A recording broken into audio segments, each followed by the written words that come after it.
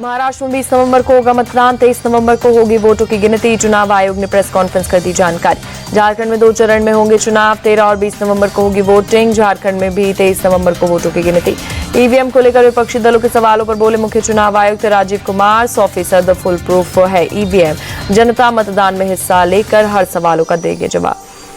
मुंबई में राज्यपाल द्वारा नियुक्त किए गए 7 एमएलसी ने ली शपथ। उपसभापति नीलम गोरे ने विधान भवन में दिलाई शपथ। महाराष्ट्र में 7 एमएलसी की नियुक्ति पर बोले नाना पटोले, कहा कैसे संवैधानिक व्यवस्था से बेईमानी की जाती है, ये बीजेपी पूरे देश को सिखा रही।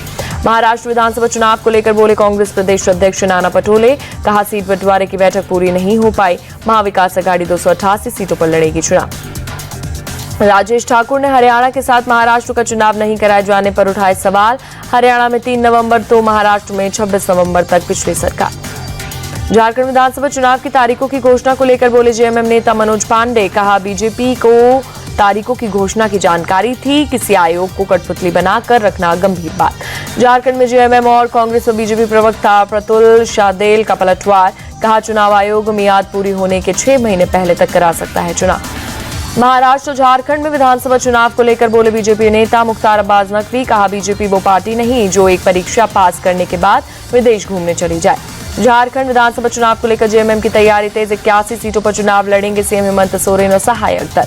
झारखंड के रांची में कांग्रेस नेता मंजू कुमारी बीजेपी में शामिल हुई। असम के सीएम हेमंत बिस्वा शर्मा और बीजेपी प्रदेश अध्यक्ष बाबूलाल मरांडी रहे मौजूद। पीएम मोदी ने भारत मंडपम में वर्ल्ड टेलीकम्युनिकेशन स्टैंडर्डाइजेशन असेंबली 2024 का किया उद्घाटन। बोले टेलीकॉम और संबंधित टेक्नोलॉजी के मामले में अग्रणी देशों में से एक है भारत।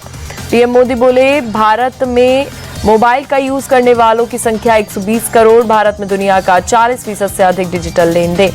2014 से पहले देश में थे केवल 2 मोबाइल प्लांट। पीएम मोदी बोले देश में आज 200 से अधिक मोबाइल फोन प्लांट। मोबाइल निर्यात देश के रूप में जाना लगा है भारत। पीएम मोदी ने भारत मंडपम में WTSA 2024 में प्रदर्शनी का निरीक्षण किया। केंद्रीय मंत्री ज्योतिरादित्य सिंधिया मौजूद रहे।